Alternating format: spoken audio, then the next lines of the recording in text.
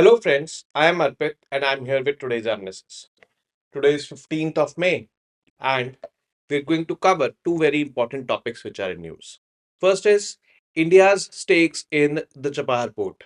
Now India has come into an agreement which is for 10 years for operating one of the terminals of the Chabar Port. This terminal is named as Shahid Behesti. Well, the significance of Chabahar Port was identified by the government early on in 2003 when the Atal Bihari Vajpayee government came in an agreement or came in talks with the Iranian government. But as we progressed, these projects of India over there were stalled due to US interventions. US imposed sanctions on Iran, due to which we had to stop our developments over there. Again in 2016, the talks revived. Now, this time, there was a tripartite agreement between India, Iran, and Afghanistan to develop the Chabahar port and the access to and from Chabahar port. Well, in 2018, India commenced operations over there or completed the construction of the terminal, and now the agreement has been extended to 10 years. This will not only help India encircle Pakistan, but will also give a swift access to the resource rich Central Asia. Next is protests in Pakistan occupied Kashmir. People in Pakistan occupied Kashmir are on the streets. Reason they are suffering from high food and fuel prices. Pakistan's economy overall is suffering. The forex reserves are at an all time low. Inflation is at an all time high, it is above 30%. The availability of electricity, availability of fuel is a big question. And on top of that, people in POK are suffering from discrimination by the government in Islamabad. Paramilitary forces have been dispatched to POK. They are, you know, tackling the people, and in all that, some casualties have also happened. So, as it is being rightly predicted by the politicians here in India, that we won't have to fight for POK. POK people will itself want to be part of India. Have the things started in this direction? Well, we cannot say too much about it right now, but yes, things are not good in POK and overall Pakistan, if I say, economically. Let's get started with the first topic, that is India's stakes in the Chabahar Port Terminal. So, when I talk about this Chabahar Port, you might have heard about this Chabahar Port a lot. It is a deep sea port in the Sistan Balochistan province of Iran. This port per se has two terminals. Both of them are not being developed by India. First of all, we need to know this. Only the Shahid Behesti terminal is being or has been constructed by India and is now being operated by India. And now an agreement of 10 years has been there for this particular terminal. Whereas the other terminal, the Shahid Kalantari, has not been constructed by India. So, India and Iran signed a 10-year contract on Monday for the operation of a terminal at the strategically important Chabahar port in Iran. The main question is strategically important. How this Chabahar port is strategically important? This Chabahar port is strategically important because it gives access for us to Afghanistan. See, this is India, this is Pakistan, and this is Iran. And here we have Chabahar port, and here is Afghanistan. Just consider it in this way. Now, Pakistan does not allow us access to Afghanistan. It does not. We have access to Afghanistan from here only, Chabahar Port. So it gives us access to Afghanistan. It gives us access to Central Asian region, which is a resource-rich region. And most importantly, our presence on the Chabahar Port enables us to encircle Pakistan. These are the reasons why Chabahar Port is considered to be very much strategically important for India. Not only strategically important, but very much strategically important. Now, facts about this port is Sistan Balochistan province is the place where this deep sea port is. Iranian port, that is the closest to India. This is Chabahar Port. And Union Minister of Shipping, Ports and Waterways, Sarbanan Sonowal, was there in the signing of this contract between India Ports Global Limited (IPGL) and Ports and Maritime Organization of Iran in Tehran. So overall, we got to know that this port is important for India. Now, one thing I want to add on over here that why it is strategically important. We've discussed three reasons. First, it helps us reach Afghanistan. It helps us reach Central Asia. It helps us encircle Pakistan. Fourth, it helps us nullify or counter China's Belt and Road Initiative. Because, you know, in Pakistan, there is this Gwadar port which is part of this Belt and Road Initiative. Now, it becomes important to, uh, counter this Belt and Road Initiative because just in the vicinity of Gwadar, we have Chabar in Iraq. Now, what are the finances involved? IPGL will invest approximately $120 million to equip and operate the port. It has also offered a credit window in rupees equivalent to $250 million for mutually identified projects to improve infrastructure related to the port. Infrastructure related to the port means connectivity to the port, rail connectivity, road connectivity, or any other infrastructure over there, industrial clusters and all can be set up. So all these India has proposed, but it has not been, I would say, uh, in picture too much right now. But yes, a 10-year agreement is there, and we can slowly progress and you know offer help for other kind of infrastructure development as well. So these are the finances involved right now. Now about this Chabar port, deep sea port, Sistan Balochistan province, Gulf of Oman, mouth of Strait of Hormuz. So this is basically the Chabahar port, the one I have inserted, and this is Gwadar port. Gwadar port is part of CPEC, China Pakistan Economic Corridor. China Pakistan Economic Corridor is part of BRI. So, to counter this presence of China, we can say that our presence over here was important. Now, from here, we can have access to Afghanistan. This is Zaranj, the border town in Afghanistan. And from Zaranj to Delaram, a road we have built, India has built. The two separate ports, Shahid Behesti, Shahid Kalantari, India has constructed Shahid Behesti. Now, the timeline of this Chabar port. Modern Chabar came into, I would say, being in the 1970s, and Iran started realizing the strategic importance of this particular port, especially during the Iran-Iraq War of 1980s. No doubt, this is very strategic. Look at the location of this. Gulf of Oman is here, Strait of Hormuz. You can reach, you know, uh, the Western Asia from here. This with the Gulf region we call it. Then you have this open sea over here.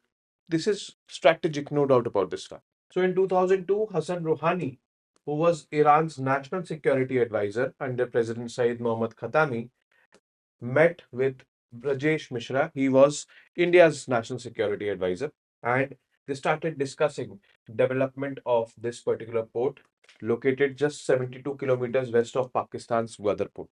The very next year, that is in January 2003, President Khatami and then Prime Minister Atal Bihari Vajpayee signed off an ambitious roadmap where two countries agreed on development of Chabahar. And among other things, this was agreed upon. The New Delhi Declaration was signed by the two leaders, and it recognized that the country's growing strategic convergence needed to be underpinned with strong economic relationship. The Chabar held immense strategic and economic significance for India both. First, it provided a route to Afghanistan. Second, access to resource-rich Central Asia. Third, it enabled us encircling Pakistan. And later on, a fourth point was added, that was China's BRI, because at that time, BRI was not conceptualized. It was only in 2013 BRI was conceptualized. So it was added later on. That is why I have not added this. But yes, this is a point valid today. That what is the strategic importance of Chabar Port? We can add this. Now, things started progressing, but there was a roadblock. The roadblock was by none other than the United States of America, where President George Bush was not having good relations with Iran.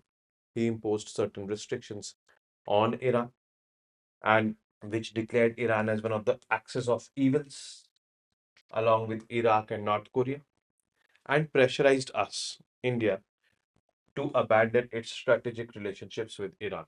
India succumbed under the pressure, and this Chabahar port became a casualty. Means it suffered, it did not progress. But yes, post 2015, more development started over here. So India's presence in Afghanistan was increasing. India constructed this road, Zaranj to Deraram in Afghanistan. We wanted a swift access from Zaranj till Jabal, but we needed cooperation with Iran. So we came this particular, I would say, Afghanistan's president came to India in 2015, and then talks started. And on the international level, certain restrictions were eased on Iran, where P5 plus one, P5 means permanent five members, that is USA, UK, China, Russia, and France. They were in talks with Iran. The P5 plus one here is Iran, due to which certain restrictions were eased on Iran. So globally also, there was certain easing on Iran, which was in our favor. Then 2015, the Afghan president visited India. And during his visit, the Prime Minister Narendra Modi agreed to work closely with Iran to make the port project a reality and to develop it as a viable gateway to Afghanistan and Central Asia. The very next year, that is 2016, India, Afghanistan, and Iran signed a trilateral agreement to establish international transport and transit corridor via Chabahar Port. So it was a trilateral agreement, but yes, the development of Chabahar Port terminal had to be done by India. How was US managed this time? See, global restrictions are easy, but Iran was always on the radar. How was this managed? US managed this time. Actually, India gave two reasons. First reason was that Chabahar Port gives Indians swift access to Afghanistan. Afghanistan, a place where the NATO forces were present, and USA understood the transit to Afghanistan very well at that time. So they agreed, कि चलो भाई, for this access to Afghanistan as a reason, we agree.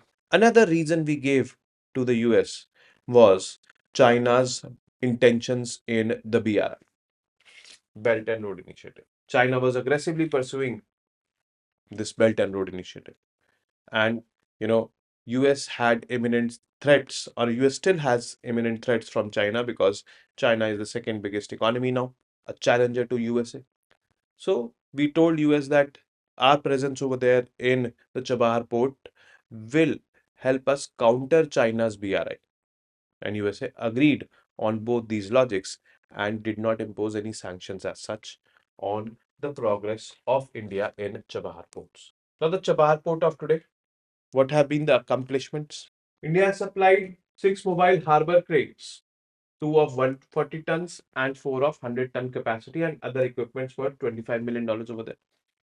IPGL has been operating Chabar Port through its wholly owned subsidiary, India Ports Global Chabar Free Zone, since December 2018. So we are operating it. Now a 10-year extension has been done. That is why we are studying this.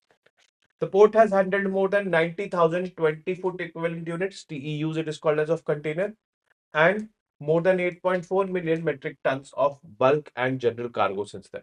Port has also facilitated the supply of humanitarian assistance during COVID-19 and all. Total of 2.5 tons of wheat, 2,000 tons of pulses have been transshipped from India to Afghanistan through Chabahar port. This is part of food aid under the UN World Food Programme, which India had pledged to supply to Afghanistan. In 2021, India supplied 40,000 liters of environment-friendly pesticide, that is malathion, through the port to Iran to fight locust attacks.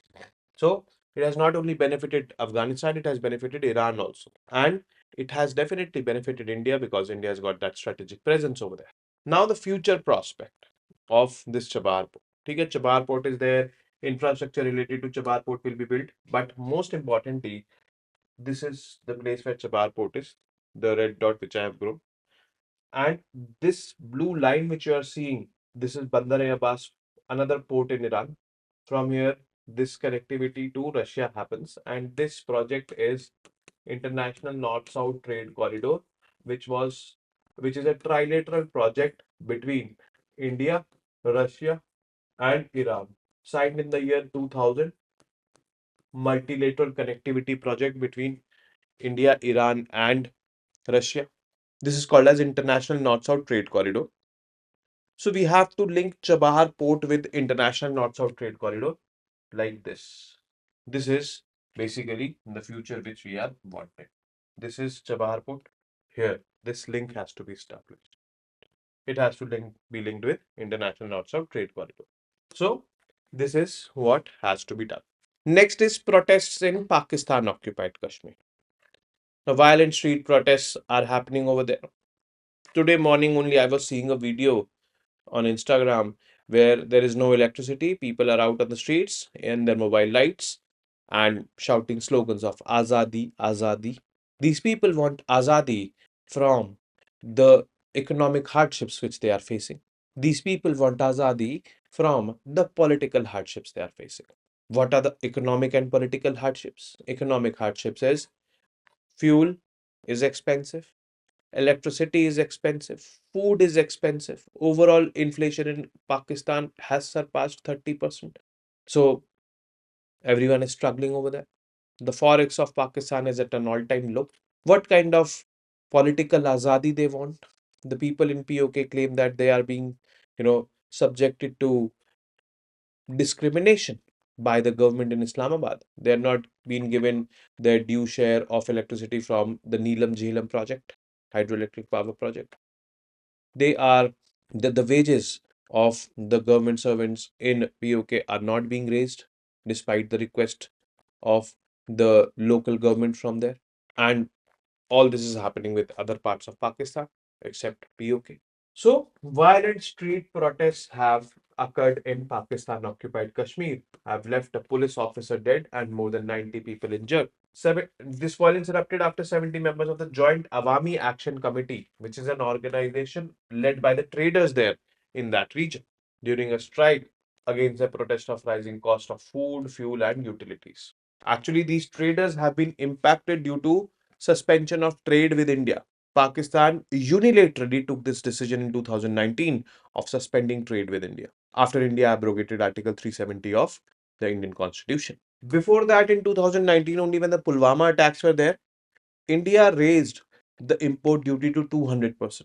That also impacted them. And after that, this, abrogation of Article 370 happened. So definitely that was a big dent. Now the protests, the traders took to the streets on Friday to protest against high electricity and food prices.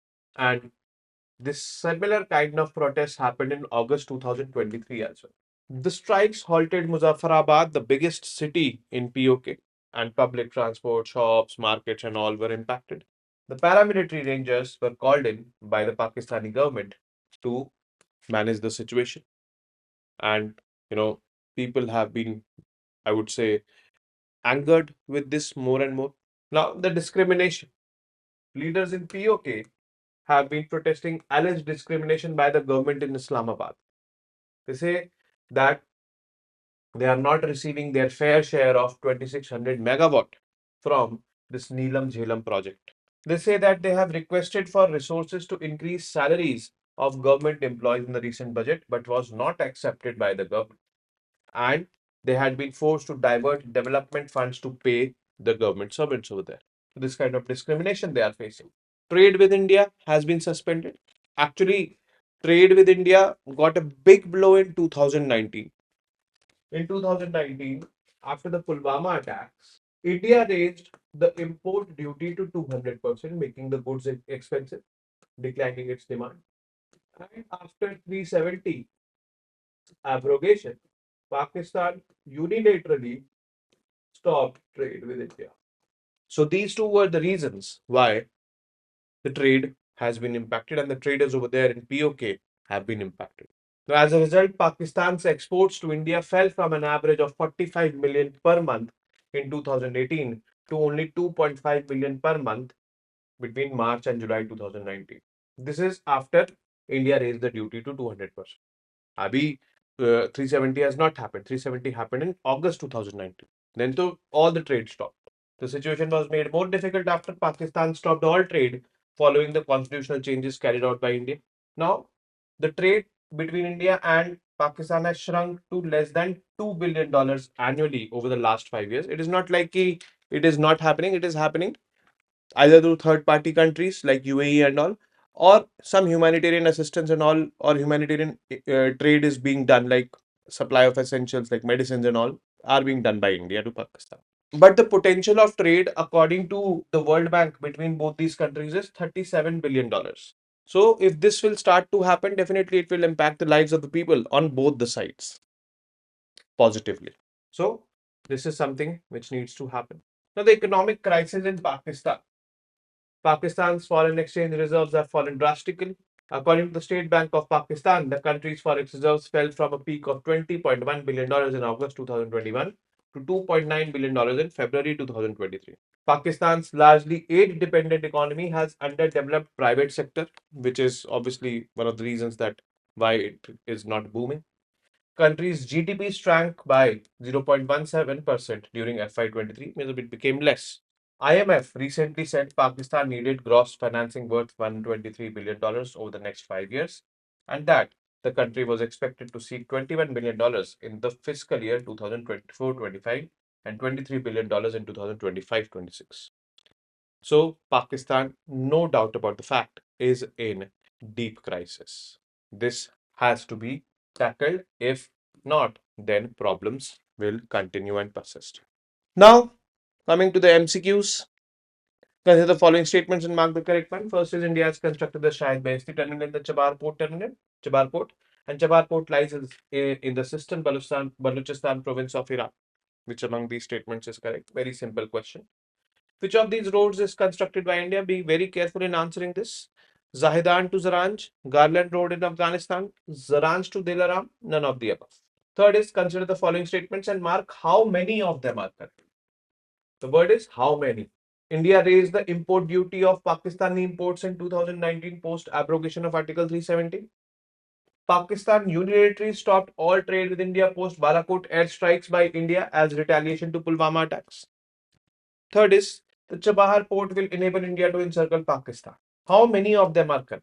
Only one, only two. All the statements are correct or none of them are correct? And the last question, consider the following conditions and mark the correct ones from which people in POK are suffering presently. High electricity prices, lack of electricity, discrimination from the central government of Pakistan, high food prices. Now, find the correct combination among this. And with this, we come to an end of today's session. I will be meeting you tomorrow now with more such informative news pieces. Till then, you guys very well know what to do. Keep studying, keep reading, keep writing, and most importantly, keep revising. Namaste. Jai Hind.